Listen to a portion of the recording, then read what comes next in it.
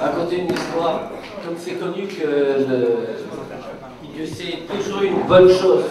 C'est marqué comme ça que c'est une bonne chose de raconter des histoires du Baal Shem Tov, Melav Malka, et comme c'est connu le mot que dans cette phrase il y a deux erreurs. Que c'est, enfin il y en a même trois, parce que l'histoire c'est que c'est une bonne chose de raconter l'histoire du Baal Shem Tov, c'est une zgoula pour la Parnassa. Et alors il y a trois erreurs.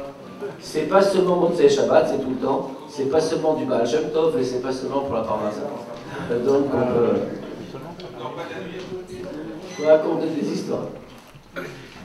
Raconter une histoire qui n'est pas arrivée avec le Baal Shem Tov d'Avka. Raconter une histoire qui est arrivée avec le Admour Azaken. Il y avait un jour comme ça, le Admour Azaken, il y avait parmi tous les chassidim, il y avait deux grands chassidim. Les deux étaient très riches, mais les deux étaient très différents l'un de l'autre. Que quoi? Qu'on avait que, comme c'était des chassidim, les deux, ils étaient des gens très bien, et les deux, ils écoutaient chaque chose que le rabbi disait. Mais seulement, il y avait une grande différence entre les deux. C'est que l'un, comme on dit, c'était milmala les mata, c'est-à-dire, d'abord il comprenait, c'est quelqu'un de très intelligent. D'abord il comprenait, après il faisait. Et l'autre, c'était milmata les mala. D'abord il comprenait, d'abord il faisait, après il voyait s'il y a à comprendre. Il y a un jour, le Admour Azaken, il a dit à un de ses shluchim, des personnes qui faisaient ce qu'il demandait, il l'a envoyé chez les deux chassidim. Il lui a dit, regarde, tu vas aller chez les deux chassidim et tu vas leur dire que j'ai besoin, il faut qu'ils donnent des zakat. Les deux chassidim, ils habitaient dans le même endroit. Alors le shaliach, il est parti chez le premier, celui qui était milmata le mala, comme on a dit, qui faisait, et après vous voyez s'il y a à comprendre. Et donc il est parti chez le premier chassid, il lui a dit, je viens du Admour Azaken, le rabbi il te demande de donner. Il a besoin d'argent pour quelque chose. On donne. Et alors, lui il a répondu, combien le rabbi veut, parce que souvent le Admour Azaken il faisait comme ça, il envoyait chez les chassidim, il envoyait demander. Et quand il envoyait demander, il envoyait avec une somme en disant selon les capacités de chacun. Et donc, il lui dit comme ça, il lui dit combien le Admour Azaken il a demandé. L'autre il lui a dit, le rabbi il m'a rien dit. Il m'a dit juste, il faut aller chez toi et te demander. Alors le chassid, il a dit attends un instant, il a été dans son bureau, il a sorti tout l'argent qu'il avait sur place. Et il a dit voilà, je te donne. Merci. Il est parti. Après, le shaliach, il est parti chez le deuxième chassid. Le deuxième chassid a eu la même demande. Il a dit au shaliach, il a dit qu'est-ce que l'Admour Azaken a demandé, combien il a demandé. Et alors, le shaliach a répondu pareil, il a dit l'Admour Azaken n'a rien demandé, il n'a pas demandé une somme précise. Il a dit il faut donner. Alors, le chassid il dit écoute, pas la peine qu'on se dépêche tellement. Je vais aller moi-même chez l'Admour Azaken et je vais lui demander combien il veut, qu'est-ce qu'il veut, et je lui donnerai ce qu'il veut. Shaliach, il est parti. Il est rentré chez l'Admour Azaken. L'Admour Azaken, il a pris l'argent, il lui a dit alors qu'est-ce qui s'est passé? Le Shaliach, il a répondu j'étais chez le premier, voilà, ça c'est ce qu'il m'a donné, il a donné tout ce qu'il avait. Il a dit, le deuxième chassid, il m'a répondu comme ça, il va venir, il va s'arranger avec vous. L'Admour Azaken, il a réfléchi comme ça une minute, et il lui a dit, ça va être quand? Kodem amaaseh ou lachar amaaseh? Est-ce que ça va être avant que ça arrive l'histoire ou après? Je veux dire qu'il n'a pas compris. Entre-temps, les deux chassidim, ils ont commencé a pensé il faut aller chez l'Admour Azaken. Le premier qui avait déjà donné, il est parti chez l'Admour Azaken, il a voulu partir chez l'Admour Azaken pour dire voilà j'ai donné, pour dire qu'est-ce que je fais, est-ce qu'il faut plus. Le deuxième chassid, il voulait partir pour savoir combien il devait donner. Le premier chassid, tout de suite il a dit je vais partir. Il est monté de sa charrette. Quelqu'un qui était riche, donc il avait un cheval, il avait une charrette. Il a pris la charrette, tout de suite il est parti à Liozna, il est parti chez l'Admour Azaken. Et alors le deuxième chassid, lui, il s'est levé le matin et il a voulu partir aussi pareil. Il m'a dit pourquoi je vais me dépêcher tellement? D'abord je dois prier. D'abord, avant de prier, je vais bien prier. D'abord, je vais étudier. Après, je vais prier. Comme il faut, c'est un chassid, il voulait bien prier. Après, je vais manger. Il est tard, il faut manger un petit peu. Après, je vais partir. Et une fois que je suis parti, après, je vais aller chez l'Admour Azaken. Donc, il a pris un peu son temps. Mais on revient avec le premier chassid. Premier chassid, il arrive chez l'Admour Azaken. Avec sa charrette, l'Admour Azaken, il le reçoit, il ridoute. Il dit, j'ai bien reçu ton argent. Il faut tout de suite que tu t'en ailles de ta maison. Rentre chez toi, pars de chez toi. Chassid, il n'a rien, il n'a pas du tout hésité. Il est retourné chez lui tout de suite. Il habitait pas très loin de Lubavitch, c'est 1 heure, 2 heures de voyage. Même à l'époque, il arrive chez lui. Et il dit à sa famille, il dit voilà, l'Admour Azaken il a dit il faut partir. Alors tout de suite, il a pris toutes ses affaires, il a mis sur la charrette, il a vendu la maison, il a vendu tout ce qu'il avait, il a pris tous ses biens, vraiment il a pu vendre et tout ça. Et il est parti, ça a pris la journée, c'était une journée de travail, 2 jours de travail. Et tout de suite ils sont partis. Et quand tout de suite ils sont partis, il arrive à Liozna. Et le Admour Azaken, il installe sa famille, le temps de trouver un endroit où s'installer vraiment. Le deuxième chassid, entre-temps, avec tout ça, lui, il n'est pas encore arrivé à Liozna. Il a pris son temps, il arrive à Liozna, ou plutôt, pardon, il a pris tout son temps. Le temps qu'il se prépare et qu'il termine la tfila, et qu'il soit prêt pour prendre la route et partir, qu'est-ce qui s'est passé? Qu'il y a un incendie qui a éclaté dans la ville. L'incendie qui a éclaté dans la ville, il a fait que tout a été détruit. Ça a commencé par une maison, mais comme c'était à l'époque, toutes les maisons, elles étaient en bois. Et donc ça a sauté d'une maison à l'autre. Et la maison de tout le monde a été détruite, y compris la sienne. À tel point que lui, il a eu déjà, Baruch Hashem, que personne de sa famille a été touché. Il a pu faire sauver au moins sa femme et ses enfants. Il est sorti de là, il n'avait plus rien. Après, les chassidim, quand ils ont entendu cette histoire, ils ont dit, il y a 2 façons d'obéir à un rabbi. Soit d'abord on comprend, et après on fait. Soit d'abord on fait, et après on va comprendre. Il y a un chassid, les 2 ils ont obéi. Les 2 ils voulaient faire.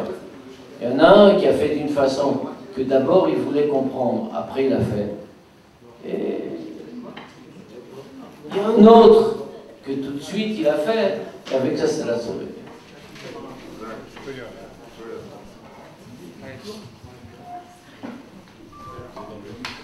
Non.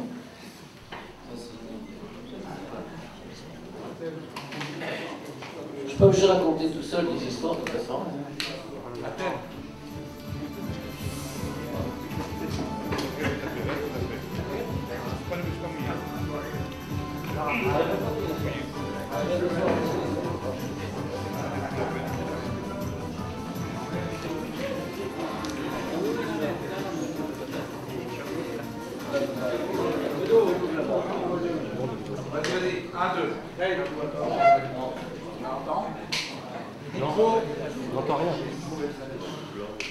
Alors, c'est une histoire avec le rabbi.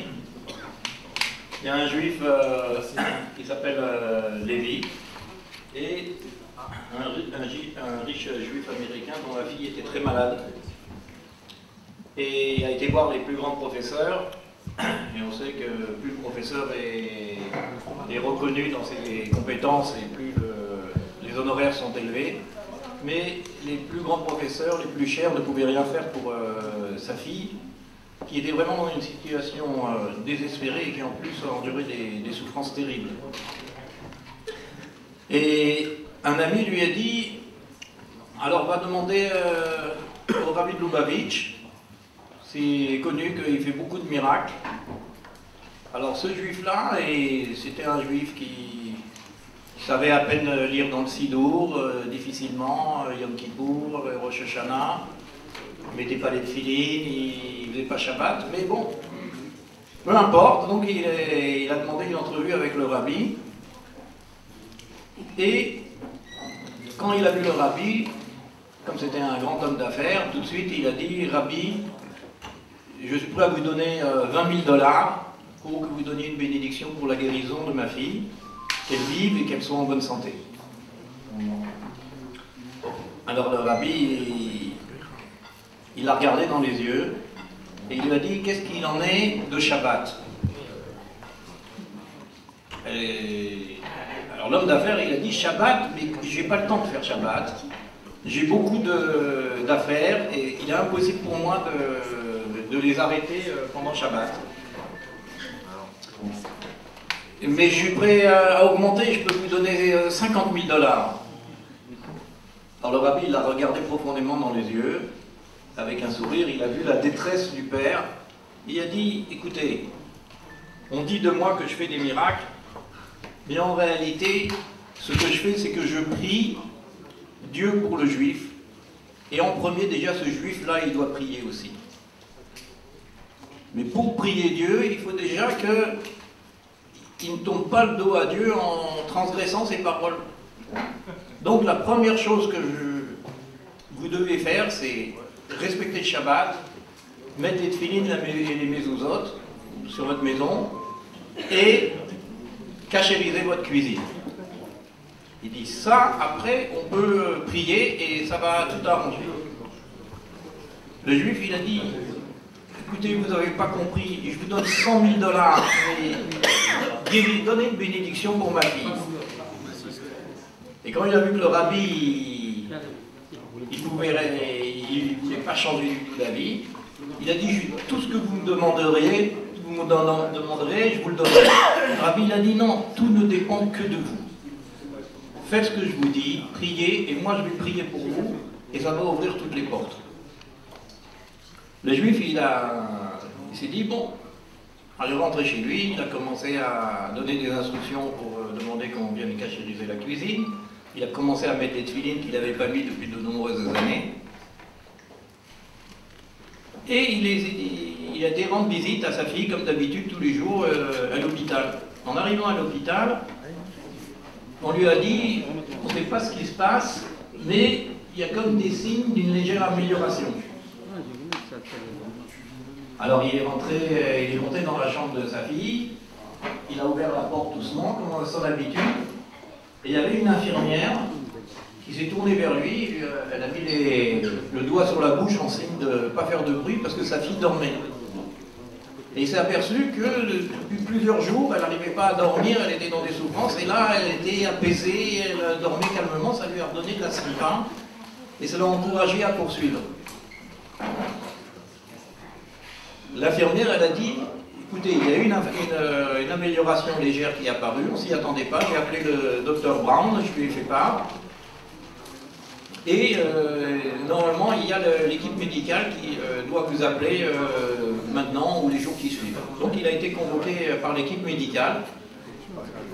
Et le professeur, il dit, écoutez, de toute ma carrière, je n'ai pas vu une amélioration comme ça de quelqu'un qui était à la veille de la mort à une santé, vraiment un rétablissement aussi rapide. Donc on est en train de faire des recherches, quels sont les derniers traitements qu'on a donnés à votre fille. Et peut-être, en regardant les derniers traitements, on va trouver une découverte médicale, comment on peut guérir aussi vite. Et M. Lévy, il a dit au professeur, le professeur c'était un Italien, Il a dit, écoutez, le traitement, je le connais, c'est les tefilines.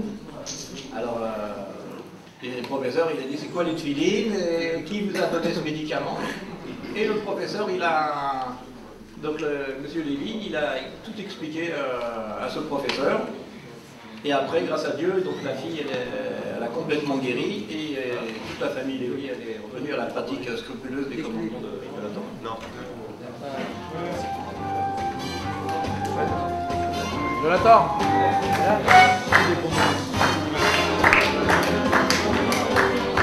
T'étais là, toi, t'étais là.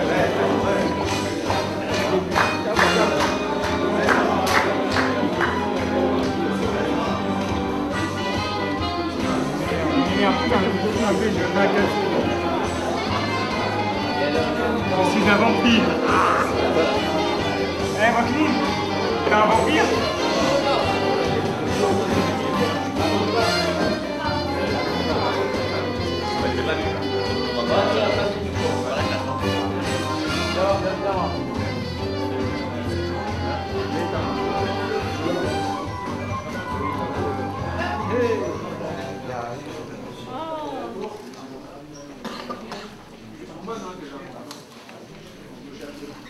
J'ai eu la chance d'aller chez le Rabbi le Shabbat des Slichot.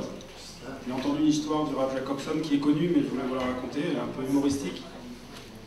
C'est une fois, vous savez qu'en Pologne, en Russie, à l'époque, il y avait ce qu'on appelait des darshanim, qui passaient de communauté en communauté, qui faisaient des sermons à la communauté, et ils étaient payés pour ça. C'est quelque chose qu'on a du mal à imaginer aujourd'hui, mais c'était une parnassa pour des juifs d'aller dans des communautés, de faire des livrets Torah le Shabbat à la choule, et d'être payés à la fin, le samedi soir, quand ils partaient, ils étaient payés par la communauté. Une fois, il y a comme ça dans un petit village en Russie. C'est un village de gens très simples et très pauvres, malheureusement. Et il y a un darshan qui vient le Shabbat matin à la choule, et il commence à faire son sermon. Et il s'aperçoit que la communauté, ce sont des gens très simples, etc. Et c'était la veille de Rosh Hashanah, c'était le Shabbat des Slichot, donc avant Rosh Hashanah. Et il commence à faire un discours où il commence à dire, à relever les manques de la communauté. Est-ce que vous avez ici des gens qui savent étudier le Chumash, etc. Est-ce que vous avez des gens qui savent étudier Gemara? Est-ce que vous avez des gens qui savent étudier le Zohar, etc. À chaque fois, il y avait des gens qui disaient, malheureusement, non, on n'est pas très... Si on est des gens simples, etc., on n'a pas de... Et plus il leur posait des questions, plus il devenait maintenant très agressif et très, je dirais, un petit peu accusateur. Enfin, il disait, mais qu'est-ce que ça veut dire une communauté comme ça? Comment on peut imaginer une chose pareille, etc. Et plus il parlait comme de cette façon, plus les gens ils pleuraient, commençaient vraiment à paniquer. Et plus il pleurait, plus il en rajoutait, etc. Bref, à la fin de son discours, la communauté était complètement effondrée. Et évidemment, le soir, il rentre à son auberge, il se fait payer, et puis bon, il avait l'intention de partir. Et il y avait un chassid qui avait assisté à tout ça. C'est un chassid de la Gemara Zaken qui s'appelait Rav Shmuel Munkes, un chassid très connu. Très bien, il vient le voir à son hôtel avec un couteau de shrita. Et il va chez ce monsieur et il dit, écoute, voilà, c'est très simple. Dans cette ville, je vois que vous êtes un très grand tzaddik. Et dans cette ville, les gens, c'est des gens très simples. Et en fait, ils n'ont pas de tzaddik.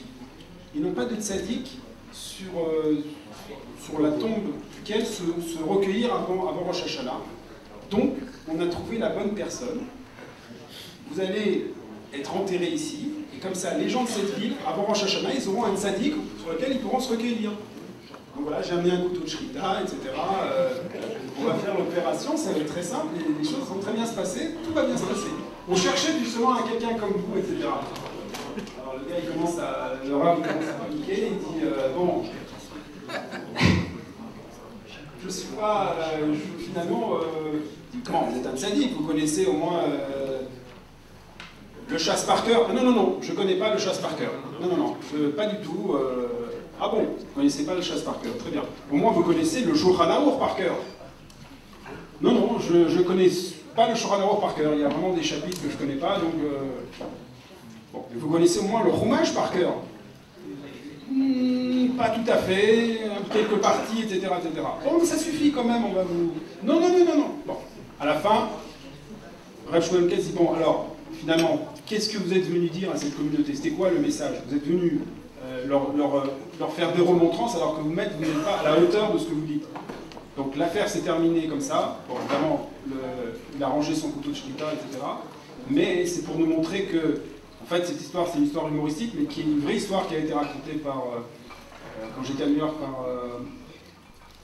par Rav Jacobson, pour nous montrer quand même qu'à l'époque, les chassidim, c'était des gens qui étaient extrêmement impliqués dans la communauté, qui s'occupaient de communautés très simples, etc. Et que malheureusement, quelque part, le judaïsme classique méprisait malheureusement ces gens simples, etc. Et ça montre à quel point, je dirais, le chassidisme a pu apporter un réconfort à tous ces gens et leur apporter un espoir et leur montrer que c'était des gens qui étaient non pas simplement des gens simples, et au contraire, chez les gens que les Rebbeim chérissaient, comme chacun sait, que les Rebbeim chérissaient ces gens simples qui disaient les Télim, même s'ils ne savaient pas étudier, mais qui disaient les Télim avec la voûte, etc.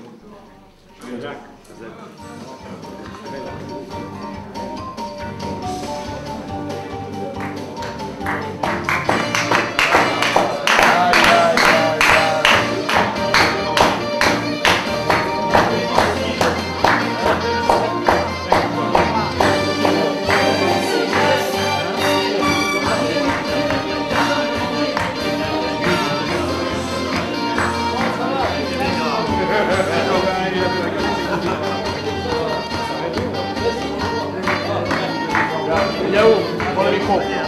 Pardon. Vas-y, Yahoo.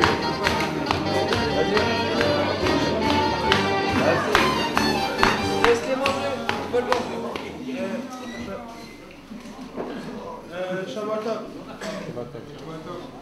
C'est bon. Parle plus fort, on n'entend pas. Cette semaine, ça va être... Il marche pas le micro.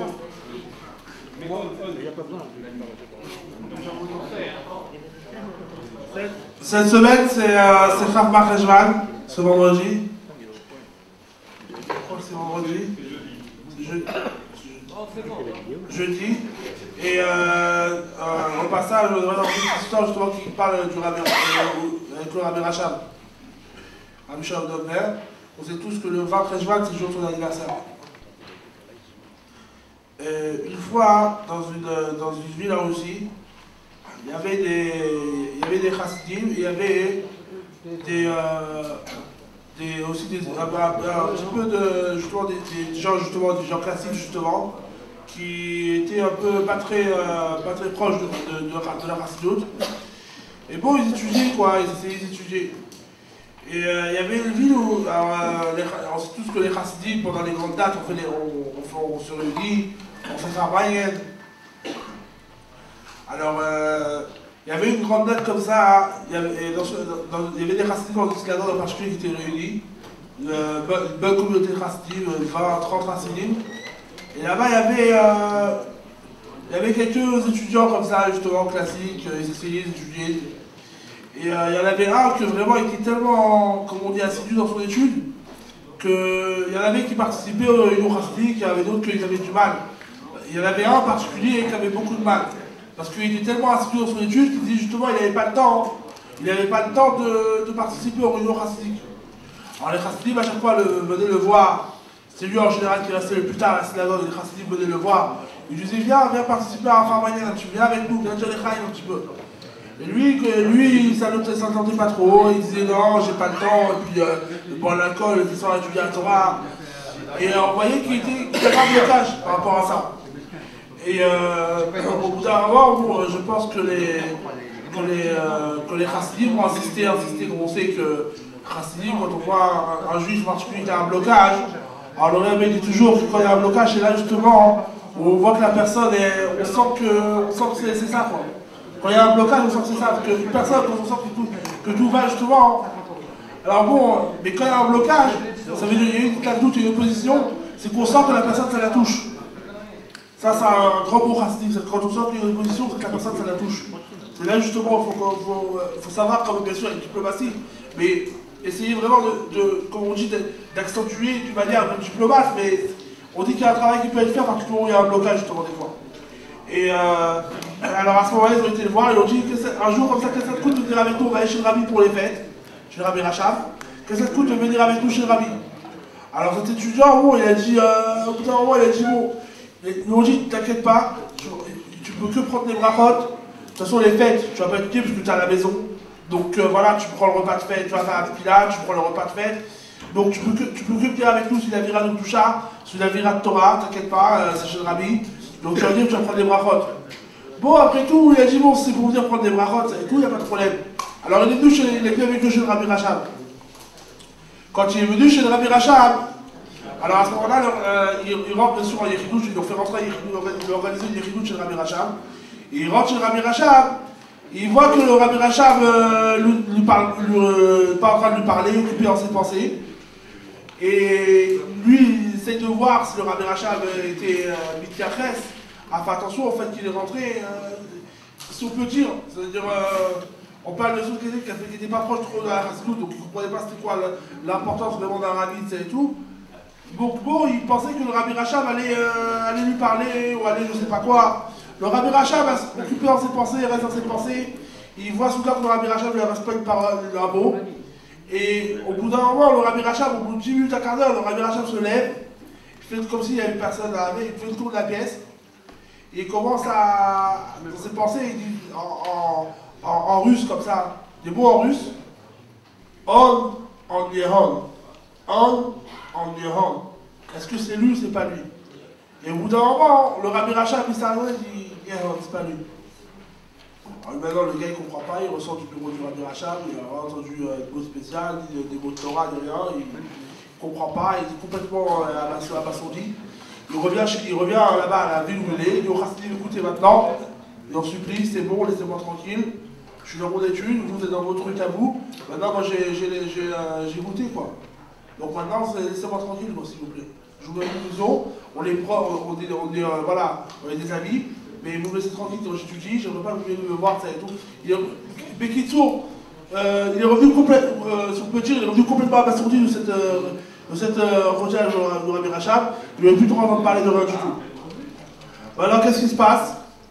Maintenant, les années ont passé, les mois ont passé, les années ont passé, et soudain, comme ça, bon, lui, il ne comprenait pas, bien sûr, il ne comprenait pas les paroles du rabbi Rachab, sans comprendre les paroles d'un rabbi, des fois on croit que c'est anodin, mais quand on se rend compte vraiment, après, des fois ça peut prendre des années, 20 ans, 30 ans, 40 ans, mais c'est sûr que les paroles du vrai tzadikim, les paroles de tzadikim, ça reste pour toujours. Donc lui maintenant il n'a pas tellement compris, mais bon, ça a pris des années pour qu'il comprenne. Il y a eu ce qu'on appelle un pétek, c'est-à-dire un mot d'une université comme ça qui est tombé, je ne sais pas comment c'est tombé là-bas, dans un journal, là-bas. Et lui, bon, il était toujours en train d'étudier, mais à un moment il avait beaucoup étudié. Et des fois, le Nefesh Habam, il est comme un animal, elle a envie un petit peu de respirer, quoi. Donc qu'est-ce qu'il a fait? Il a laissé un petit peu sa bras, il a été prendre là dehors.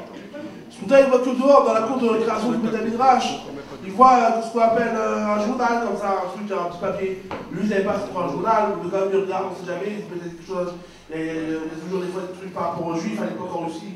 Il y avait beaucoup de choses avec les Juifs qui se passaient, donc on était obligé de voir ce qui se passait, quoi. Donc qu'est-ce qu'il fait? Il prend le journal, il dit comme ça, et il voit un mot dans une université, une faculté à l'époque c'était Pétersbourg, la grande ville. Il voyait là-bas un mot d'une faculté, je crois un problème de mathématiques assez ardu. Et lui maintenant qu'est-ce qu'il fait? Il dit bon, et ils disent là-bas dans le mot, c'est dans le mot qui est dans le pétexte, c'est dans le mot, dans le papier en question, celui qui répondra à ce problème-là, à cette question-là de mathématiques, c'est une question de l'académie, c'est-à-dire c'est des trucs très spéciaux quoi. Il sera, je sais pas, il sera récompensé avec les plus grands honneurs. Donc lui, bon, il se disait, bon, au début il faisait pas attention, il se dit bon, mais après il regarde encore une fois le pétec, il regarde encore une fois, et il se dit peut-être, le papier quoi, il se dit peut-être il y a quelque chose d'intéressant dans l'histoire. Qu'est-ce qu'il fait? Il dit après tout ça, il touche à Hachem. Bon, il répond comme ça au hasard, il sait pas, il répond au hasard. Maintenant, je ne sais même pas s'il a dû faire des mathématiques ou il n'a pas fait de mathématiques, il répond au hasard comme ça. Et il rend le papier comme ça, il envoie le papier, il revient à son étude. 3-4 jours après, ou une semaine après, je ne sais pas comment ça prend le temps, les envoie à l'époque, il reçoit le papier de l'université comme quoi, effectivement, ça fait la bonne réponse. Il lui demande de venir retirer son prix là-bas à Pétersbourg. Alors maintenant, à l'université, à l'académie, dans tous les chefs académiques de l'époque et tout, alors lui maintenant, bon, il ne comprenait pas ce qu'il pouvait aller, ce qu'il pouvait aller, il était en train d'étudier. Mais il se dit, bon, moi ça va faire, encore une fois, ça va faire Kiddush Hashem. Ça va sortir le nom de Dieu, voilà, les juifs, c'est des gens intelligents. Donc il est allé, il a dit, moi je vais juste aller, je prends le truc, et après je retourne quoi. Il est allé, et il le reçu, il est rentré là-bas malgré son habit extérieur, malgré sa manière de s'habiller, il le reçu vraiment des honneurs et tout ça et tout. Et à l'époque, je suis religieux aussi, bon, c'est sûr que c'était même juif, mais ils l'ont vu, ils ont vu que c'était une tête et tout, ils l'ont reçu avec les animaux, je sais pas, il y avait plus de hasard. Mais en tout cas, c'est sûr, c'est que pour eux, c'est qu'ils connaissaient, c'est intelligent. Donc ils l'ont reçu, pour pouvoir répondre à un problème comme ça, c'est pas n'importe qui pour répondre à un problème comme ça. Alors ils l'ont reçu avec les honneurs et tout. Ils lui ont dit, si tu veux, tu peux rester Kavayamim avec, tu peux rester là-bas. Et tout le temps, je crois, de recevoir le prix, je sais pas quoi. Donc ça va prendre du temps, je crois. Il peut rester quelques jours. Et on verra ce qui se passe. Alors il est resté quelques jours là. Bon, il est resté quelques jours, ça et tout. Pourtant déjà bon. Et petit à petit, il a reçu le prix. Ils lui ont dit que tu sais, tu peux aller très loin, ça et tout. Tu peux devenir un grand médecin. Alors ils lui ont dit si tu veux, ça et tout, tu restes. Voilà, on trouve un endroit. Et lui maintenant, bon, au début, après il était déjà là-bas, il était déjà au bout de 3 jours, déjà bon, il commençait un petit peu à vaciller quoi. Donc au bout de 3 jours, ça et tout, il voyait qu'il se sentait bien là-bas et tout, truc. À force de, bon, ça veut dire. Et petit à petit, à force de rester là-bas, bien sûr, il s'est écarté petit à petit de Torah Mitzvot. Jusqu'à Matzah, on crase où il mangeait avec tout le monde et tout ça et tout, et il est arrivé vraiment à une situation où je préserve quoi. Ça veut dire, il s'est même arrêté de Goya. Et pour dire. Et après alors bien sûr que c'est pas que Goya, il n'y a plus aucun rapport avec le judaïsme. Bien sûr, ce qui se passait c'était quoi? C'était que bon, lui maintenant il avait oublié complètement ça, il pensait oublier sa vie de juif et tout. Mais on sait qu'un juif, c'est toujours un juif quand il arrive. Israël a fait plus chez Khata Israël. Alors maintenant, qu'est-ce qui se passe? Nous maintenant, Israël est plus court, ça veut dire qu'il y a passé des années comme ça. Il passe des années comme ça. Et lui, il avait un loisir, c'était quoi? C'était un hobby, comme on dit en anglais. C'était d'aller à la chasse. Alors maintenant, qu'est-ce que. Bon, il allait comme ça, le dimanche, comme ça, il allait à la chasse pour aller chasser. Il avait tout le monde libre, il avait malgré sa profession. Et pour se libérer justement un petit peu, il allait à la chasse. Et une fois, il a sa femme conseillé qu'il devait aller à la chasse. Et bon, je vais rester, je vais rentrer tard le soir, parce que j'ai envie vraiment de prendre un bon bol d'air. Et j'ai dit, je peux que je rentre un peu tard, quoi, je sais pas, tu fais la qualité, tout ça. Et il prévient sa femme. Alors, et après, ça et tout, sa femme, pour la Goya, elle est bon pour elle, ça va, il a prévenu, il revient tard. Alors, soudain, il commence à aller dans la forêt, ça et tout, il commence avec le cheval. Et soudain, il voit que le cheval, je crois, je sais pas quoi, il avait vu un animal, un cerf, un bouc, je sais pas quoi. Il voit que, et bien sûr, un cerf, ça court vite, quoi. C'est lancé. Donc, qu'est-ce qu'il fait? Il voit qu'il s'enfuit, le repère tout de suite, le cerf, il le repère tout de suite. Donc, il s'enfuit. Et lui, il commence à avancer, à tirer dans tous les sens, à courir avec le cheval. Comment on dit, il mastife le cheval, il galope. Hein? Il galope, il faut être le cheval pour galoper encore plus, et plus vite. Et le cheval, il prend une allure sous la porte hyper rapide. Et il se dit, ça y est, quoi. C'est vraiment hyper rapide, quoi. C'est vraiment le cheval, des fois, quand il arrive comme ça, il veut charger. Et il ne comprenait pas quand il s'est passé. Le cheval il prend une vitesse, il perd le contrôle de vitesse, et le cheval il commence à avancer, il se dit, il comprend que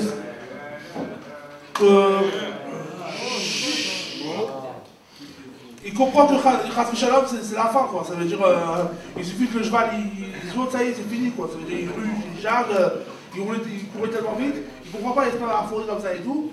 Et soudain il commence comme ça, il commence à se rappeler de quelque chose.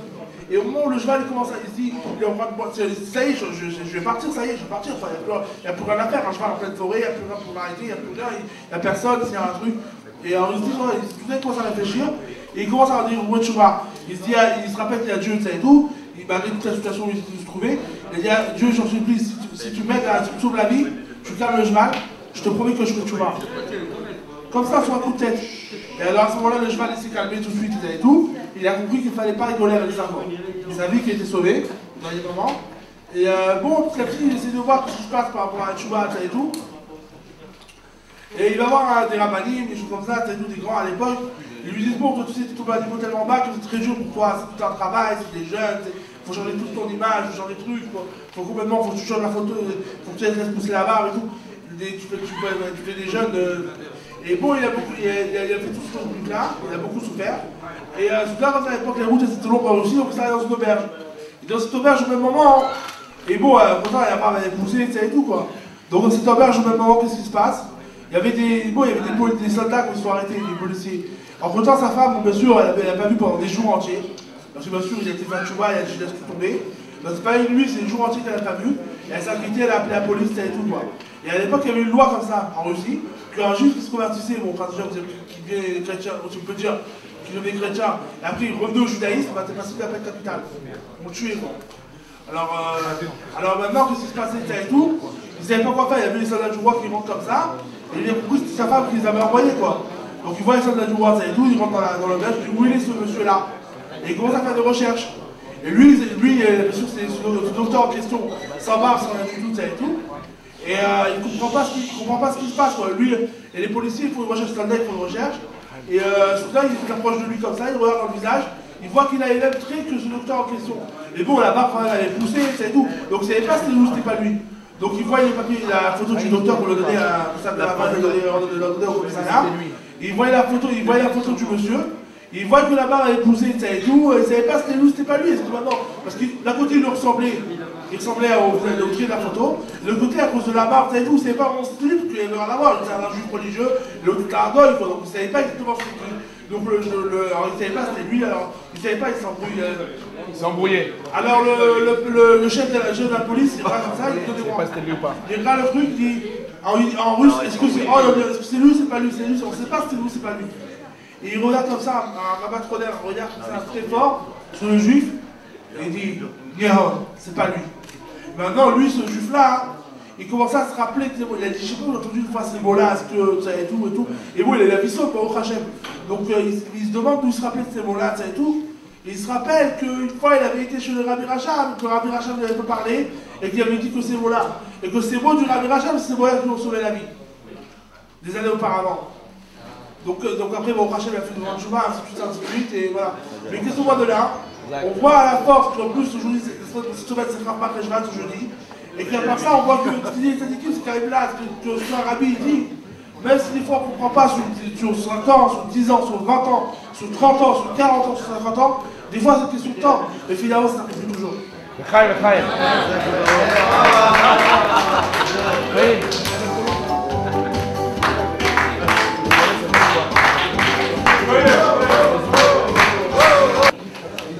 On va juste raconter une petite histoire.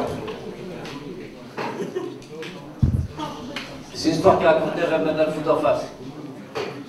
Il y avait comme ça à l'époque, dans les années très dures en Russie, c'est pas une histoire avec des miracles, hein, c'est juste une petite histoire. Il y avait un juif qui s'appelait Reb Shlomo, on l'appelait, comme il était blond, on l'appelait Reb Shlomo Dergela. C'était un bon juif, c'était un chassid. C'était dans les années très dures en Russie, où il n'y avait pas de livres, il n'y avait rien du tout. Les communistes et tous les sfarim, tous les livres qu'ils pouvaient trouver, ils les détruisaient. Et donc la situation était très dure. Ce Reb Shlomo Dergel, qu'est-ce qu'il a fait? C'est un chassid connu. Il a été chercher tous les sfarim qu'il pouvait trouver. C'est-à-dire il allait dans les chaules, et il allait chercher dans les gnizot, dans les endroits cachés et tout ça. Peut-être il va trouver quelques pages. Et il trouvait des pages, sachant bien qu'il y a des juifs qui avaient caché des vieilles pages, des livres usés. Il trouvait une page par-ci, une page par-là. Il a comme ça trouvé quelques pages et il mettait toute sa force dans étudier les pages, les petits bouts de feuilles qu'il avait trouvés de tel et tel sefer, tel et tel livre. Il y a une fois quelqu'un qui m'a demandé, il a dit, Reb Shlomo, qu'est-ce que vous étudiez? Vous n'étudiez rien du tout. Prenez une page que vous avez trouvée d'un côté, une page que vous avez trouvée de l'autre. Un petit bout par-ci, un petit bout par-là. C'est rien, ça veut dire. Ok, c'était des morceaux de pages, des morceaux de texte qui existaient. Mais ça veut dire, il n'y a pas le texte. C'est un petit bout par-ci, un petit bout par-là. Ça ne sert à rien. Il n'y a aucun rapport entre les morceaux de livres que vous étudiez. Alors lui, il a répondu comme ça. Il a dit, il y a 3 façons d'apprendre. Il y a des gens qui étudient pour comprendre et pour savoir. C'est une première façon. Il y a des gens qui étudient pour avancer dans le service de Dieu. Ils ne comprennent pas tout, ils ne comprennent pas bien. Mais quand ils étudient, ils sont conscients qu'ils s'attachent avec la chorma de Dieu, avec la sagesse de Dieu, et comme ça ils avancent. Ça aussi, c'est une façon qui est plus haute que la première. C'est pas juste pour comprendre, c'est pour avancer. Il y a une troisième façon, que pourquoi on étudie, c'est ni pour comprendre, ni pour avancer dans le service de Dieu. C'est juste pour une chose, c'est juste pour s'attacher avec Dieu. Pourquoi? Parce que dans chaque mot de la Torah, il y a Dieu qui s'est habillé. Et donc, quand on étudie un mot de Torah, alors à ce moment-là, on s'attache avec Dieu qui est dans la Torah. Il a dit, c'est pour ça, moi, ça ne me dérange pas. J'étudie un mot par-ci, un mot par-là. Et c'est vrai que ça ne veut rien dire. Mais je suis très heureux de les étudier. Parce que quand j'étudie un mot de Torah, c'est ni pour savoir, ni pour avancer dans le service de Dieu. C'est juste parce que je sais que dans chaque mot qui existe dans la Torah, il y a Dieu qui est habillé. Alors dans ce cas-là, quand j'étudie, je m'attache avec Dieu.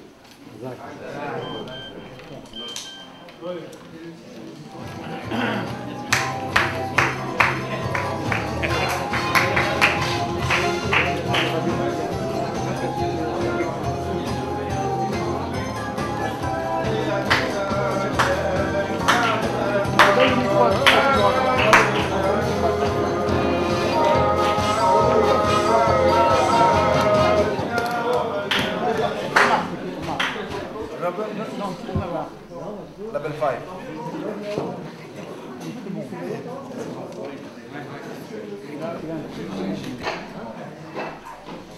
C'était des chassidim qui étaient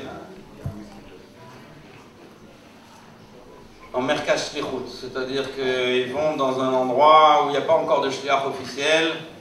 Bon, depuis, je pense qu'il y a en Nouvelle-Zélande, il y a déjà des shluchim, mais c'est une histoire qui remonte à assez longtemps, et donc c'était des bachorim qui sont partis en merkaz shlichut en Nouvelle-Zélande, et ils ont commencé à chercher des familles. Malheureusement, ils n'avaient pas tellement de... Enfin, ils ont trouvé quelques personnes. Jusqu'à un jour, ils sont rentrés dans une maison, et là, ça leur a fait chaud au cœur. Tout d'un coup, ils ont vu un grand portrait du rabbi, ils ont dit, bon, ils étaient contents. Donc, ils ont dit à la dame qui était là, voilà, on est des chassidim du rabbi, et tout, puis elle les regarde comme ça, on dirait... Elle ne comprend pas vraiment ce qu'ils veulent. Elle dit, oui, le rabbi. Et puis ils montent le portrait, et puis eux, ils disent, la dame, elle dit, apparemment vous faites allusion au monsieur qui est sur le portrait, je vais vous raconter l'histoire. Je vais vous raconter l'histoire de ce portrait. Elle est très simple. Alors elle raconte qu'elle est juive, mais bon, personne ne sait qu'elle est juive tellement... Et elle vit seule avec sa mère, et sa mère elle est vieille, elle est fatiguée, elle a besoin toujours d'une aide. Et un jour elle a eu besoin de s'absenter pour le travail quelques jours. Et donc elle avait besoin de quelqu'un qui s'occupe de sa mère. Donc elle a trouvé un collègue qui a eu la gentillesse de bien vouloir habiter, je crois, dans la maison. Et qui pendant 3-4 jours s'est occupé de sa mère, gentiment. Seulement, c'était un antisémite.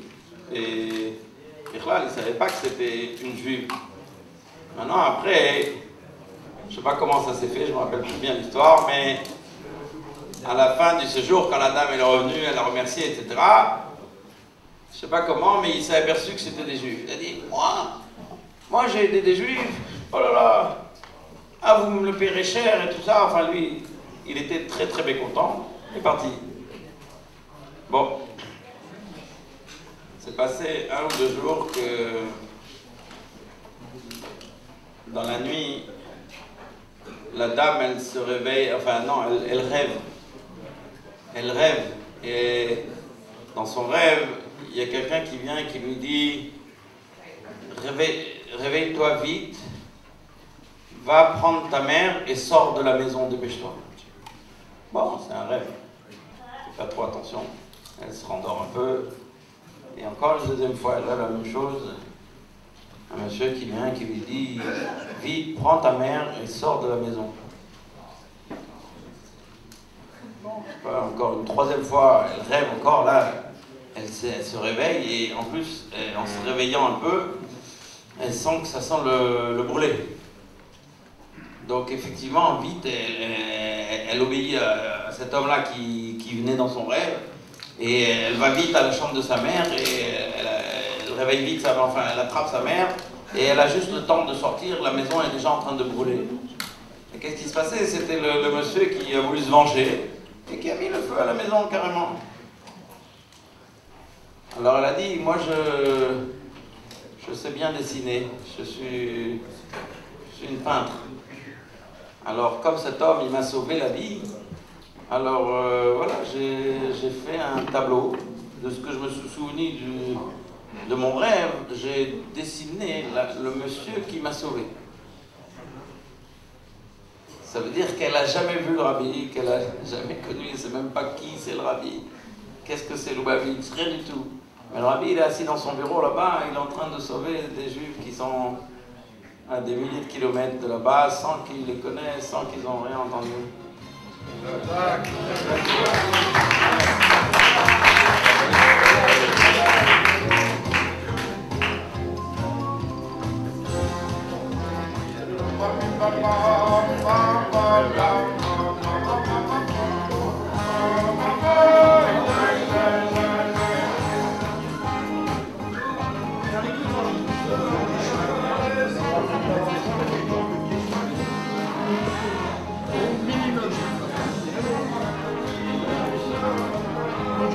Ce rave-là, cette famille-là, la famille Shochet, ils habitaient la Hollande. Puis c'est arrivé comme ça, qu'un beau jour, c'était déjà un rave en Hollande. Puis c'est arrivé que quand ils étaient en Hollande, ils ont dit, il faut aller en Amérique, parce que le chinour pour les enfants à l'époque, l'éducation des enfants, c'était très dur. Il n'y avait pas grand-chose en Hollande. Les enfants, ils grandissent. Et quand ils sont petits, on peut les éduquer à la maison. Quand ils deviennent plus grands, c'est très difficile. Donc le Rav Shochet, il a décidé d'aller dans un pays où il y avait plus d'éducation juive. Et il a trouvé un poste qu'on lui a proposé à Toronto, Canada. Donc ils ont tous émigré, ils sont tous installés là-bas au Canada. Et là-bas, les poètes, ils ont eu ils ont été très bien accueillis. Il n'était pas le Rav de la communauté de Lubavitch encore. Mais il avait un poste et il était content. Au début, l'installation au Canada était un peu difficile. Et pourquoi il était difficile? Parce qu'il faut s'habituer à un nouveau pays, parce qu'il faut tout faire, il faut tout recommencer à zéro. Ça veut dire que c'est pas simple. Mais bon, vous n'avez pas beaucoup d'argent, vous n'avez pas beaucoup de choses. Mais ils se sont installés. Dès qu'il est arrivé, il a raconté lui-même que ceux qui l'ont aidé vraiment, ça a été les Lubavitch. Ils l'ont accueilli, ils l'ont même associé à toutes les actions, à tout. Vraiment, il était très bien intégré comme ça, petit à petit. Non, qu'est-ce que c'est arrivé? Vous savez que là-bas, il y a eu toute une histoire, que juste quand il est arrivé là-bas, il y a eu quelqu'un de la communauté où il était, qui a eu un très grand problème.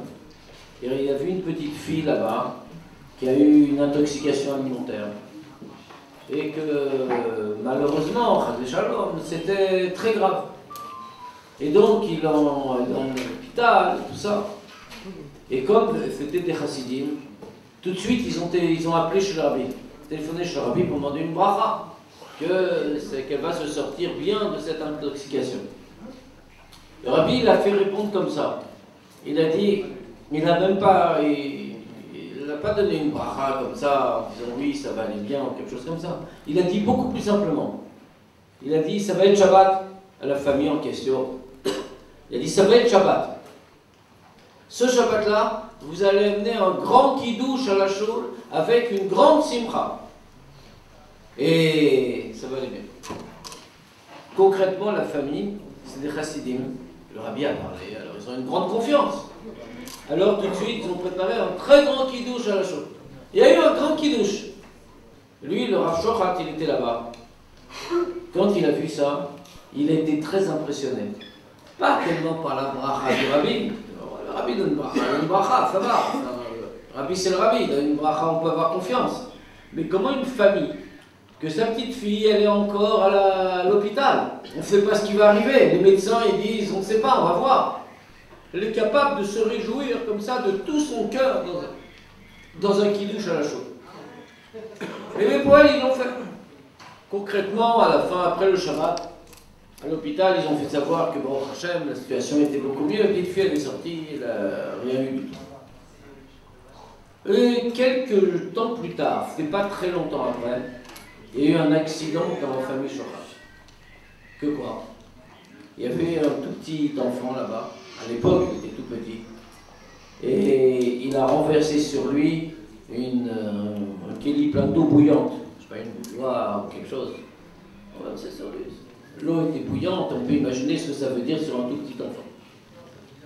Et donc tout de suite, ils l'ont emmené à l'hôpital, pour qu'à l'hôpital on s'occupe de lui, et la situation était vraiment très grave. Alors tout le monde était comme ça, bouleversé. Et lui, il avait déjà vu un exemple. Qu'est-ce qu'il a fait? Le Rav Shochet, il a téléphoné tout de suite chez le rabbi. Et de manière tout à fait exceptionnelle. Quand on téléphonait chez le rabbi à l'époque, on tombait sur le secrétaire en général. C'est-à-dire le secrétaire il décrochait, il prenait le message, il transmettait au rabbi. Après on avait une réponse. Là, de manière tout à fait exceptionnelle, c'est le rabbi qui a décroché. Et alors lui, il se retrouve le Rav Shochet, qui n'avait jamais vu le rabbi, hein, qui n'était pas encore le Lubavitch à l'époque. Il se retrouve avec le rabbi au téléphone. Et le rabbi commence, alors il lui raconte l'histoire, il lui raconte toute la situation. Et le rabbi, quand il ne s'intéresse pas du tout à la situation, il commence à lui demander d'abord comment ça va, vous êtes installé dans des nouveaux pays, comment ça va, qu'est-ce qui se passe. Alors lui, bon, le rabbi il demande, il répond, qu'est-ce qu'il va faire? Il raconte comment ça se passe, qu'est-ce qu'il y a dans le pays et tout ça.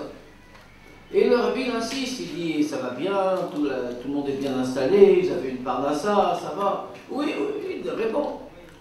À la fin, le rabbi dit très bien, il raccroche. Donc lui, il faut comprendre qu'il a sa fille à l'hôpital, son petit garçon, je crois que c'est un petit garçon, à l'hôpital pendant moi à ce moment-là. Alors il rappelle, il dit j'ai pas eu de réponse, j'ai rien eu. Il appelle là-bas chez le rabbi. Cette fois-ci, il tombe sur le secrétaire. Il transmet au secrétaire, il dit voilà, je viens d'appeler chez le rabbi. Le rabbi m'a répondu, il m'a parlé de plein de choses, il m'a demandé comment c'était installé dans le pays, c'était très bien. Et moi j'ai un problème, j'ai mon enfant qui est à l'hôpital. Et donc, j'ai pas eu de réponse. Alors le secrétaire, il dit je m'occupe. Alors il rentre, le secrétaire, il a demandé au rabbi. Il revient vers lui, il le rappelle, il a dit, le rabbi a dit qu'il n'y a pas du tout à s'inquiéter. Shabbat prochain, il faut faire un grand kidouche à la choule avec une grande simcha. Lui, Rav Shochet, peut-être qu'il n'aurait pas fait. Encore une fois, c'est pas un Lubavitch, ça veut dire, il vient de découvrir tous les sujets et tout ça. Mais il a vu déjà l'expérience de l'autre famille, qui a eu une tellement grande confiance, d'une situation terrible. Pas la même, une situation terrible. Ils ont été capables de faire un grand kidouche avec une grande simcha. Et il a vu que ça a très bien marché après. Alors il fait un grand kidouche à la chaux. Quand il fait le grand kidouche à la chaux avec une grande simcha et tout ça, ça passe un jour ou deux. À l'hôpital, il l'appelle. De l'hôpital, il l'appelle. Ils lui disent venez tout de suite, la situation elle n'est pas bien du tout. C'est Chadé Shalom, peut-être c'est les derniers moments, venez tout de suite. Alors, toute la famille, elle se précipite à l'hôpital, et là-bas, ils entendent que la situation a beaucoup empiré. Brutalement, ça a empiré. Alors lui, tout de suite, quand toute la famille est là-bas, il dit on ne peut pas laisser faire ça. Il appelle chez le rabbi. Et il dit chez le rabbi, il demande là-bas, il a le secrétaire, il dit au rabbi, il dit ça va pas du tout. Et la situation, elle devient terrible. On ne sait pas qu'est-ce qui va se passer. Alors le secrétaire, il fait rentrer la demande chez le rabbi. Et le rabbi répond, il ne faut pas avoir peur. Il faut crier sur les gens de l'hôpital que c'est pas possible que ce soit comme ça. Et qu'ils doivent voir qu'est-ce qui se passe. C'est un peu compliqué, ça veut dire...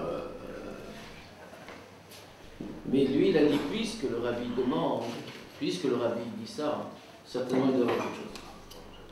Alors il va voir l'équipe médicale qui s'occupait de sa fille. Il commence à leur crier dessus. Il leur dit de quel droit, ma fille elle va pas bien. Et certainement fait votre faute, et vous n'avez pas fait ce qu'il faut, et c'est vous les responsables. Tellement ils commencent à les bousculer, qu'ils regardent.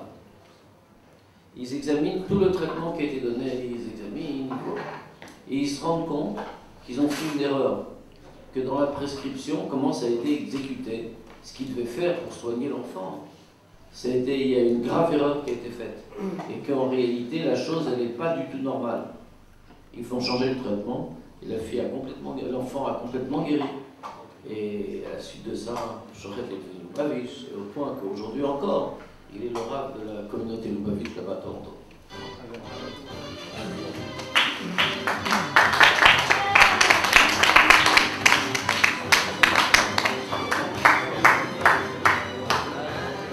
Parce que pour l'instant, on ne l'a pas encore fait. Un jour, comme ça, en pleine journée, le Baal Shem Tov appelle son serviteur et lui dit « Mets ton manteau immédiatement, on part dans tel village ». Comme ça semblait arriver assez fréquemment, ça n'a pas vraiment surpris le serviteur. Il a donc pris la charrette, ils sont partis dans un village complètement désert. Ils vont donc sur la place du village. Et ils voient là, donc, sur l'estrade centrale, un curé, c'est aussi habituel, en train d'haranguer une foule. Et bien évidemment, on lui demandait d'aller, sans plus tarder, attaquer la communauté juive voisine. Donc le Baal Shem Tov s'arrête, rentre dans l'auberge et dit à son serviteur, traverse la foule, appelle-moi ce curé, dis-lui que le Baal Shem Tov veut le voir immédiatement. Le serviteur, bien évidemment, était habitué à ce genre de situation, mais il se dit, extérieurement, je ressemble à un juif. Traverser une foule qui n'a pas fait l'objectif finalement que d'aller attaquer une communauté juive, ça semble un peu dangereux, mais bon, finalement, il prend son courage à deux mains, il traverse la foule, il va parler à l'oreille du curé, et le curé le renvoie d'un geste. Premier miracle, il a traversé la foule, il la traverse une deuxième fois, il arrive au Baal Shem Tov, et il lui dit, écoute, il ne veut absolument pas vous parler. Le Baal Shem Tov lui dit, retourne immédiatement, va lui dire que je veux lui parler tout de suite. Il y retourne, et au bout de quelques allers-retours, le curé rentre, donc le suit, rentre dans l'auberge, s'isole avec le Baal Shem Tov dans une pièce, et au bout de quelques minutes, le serviteur voit le curé sortir en courant, sortir par une porte dérobée de l'auberge, et s'enfuir donc de ce village. Bon. Rien d'extraordinaire de ce qu'il avait vu jusqu'à présent. Les années passent, et donc quelques temps plus tard, un tout petit peu avant de mourir, le Baal Shem Tov dit à son serviteur, voilà, je vais bientôt partir, mais ne t'inquiète pas, j'ai pensé à toi. Tu gagneras ta vie par la suite en allant de village en village, en racontant les histoires qui me sont arrivées. Tout le monde saura qu'effectivement, c'est ton travail, ne t'inquiète pas, tout le monde t'appellera des quatre coins de l'Europe. Effectivement, c'est ce qui arrive malheureusement. Et donc, ce serviteur avait donc eu la réputation d'avoir vécu donc à côté du Baal Shem Tov et de connaître les histoires qui lui étaient arrivées. Un jour, il entend qu'un juif très riche qui vivait en Italie donnait des sommes considérables à toute personne susceptible de pouvoir lui raconter des histoires du Baal Shem Tov. Donc, bien évidemment, il a organisé son voyage, il arrive en Italie, et ce juif-là très riche, sachant que ce serviteur donc arrivait, a préparé une grande réception, c'était la veille de Shabbat, préparé une très grande réception dans son domaine, et donc il avait réuni l'ensemble de la communauté, des gens très importants. Dès qu'ils l'ont vu arriver, ils lui ont fait un grand kavod. Et donc le repas de Shabbat soir arrive, et à la fin du repas, bien évidemment, tout le monde se tourne vers le serviteur en espérant pouvoir entendre une première histoire. Et là, coup de théâtre, un trou de mémoire qui ne lui était jamais arrivé, un blanc, et il est incapable de dire la moindre histoire.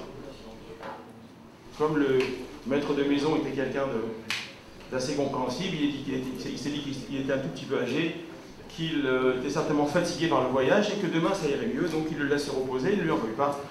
Et le lendemain matin, donc, bien évidemment, ils lui font un grand kavod à la choule, et au repas de midi, même chose, et le même scénario se reproduit, à savoir que tout le monde se tourne vers lui et que là encore un trou de mémoire. Il est incapable de dire la moindre histoire. Et la même chose se reproduit à Mincha, et la même chose se reproduit au Melavé Malka. Bien évidemment, le serviteur est assez gêné, puisqu'il a été invité, tous les frais lui ont été payés par ce maître de maison, il est incapable de lui dire quoi que ce soit. Le dimanche matin arrive, après la tfila, vient le moment dans lequel il doit se séparer de lui, il ne sait pas quoi dire, il s'excuse, mais enfin bon, c'est comme ça. Et donc il s'en va, et dès qu'il franchit les portes du domaine de ce de ce juif, il s'aperçoit que des dizaines et dizaines d'histoires lui reviennent en mémoire. Alors il se dit, je suis quand même pas venu pour rien. Il fait demi-tour, il arrive, et même s'il n'y a personne, il se met à raconter, sans pouvoir s'arrêter, des dizaines et des dizaines d'histoires à ce juif qui, plus il lui raconte des histoires, plus il voit qu'il entre dans une joie extraordinaire qu'il n'avait jamais vue auparavant.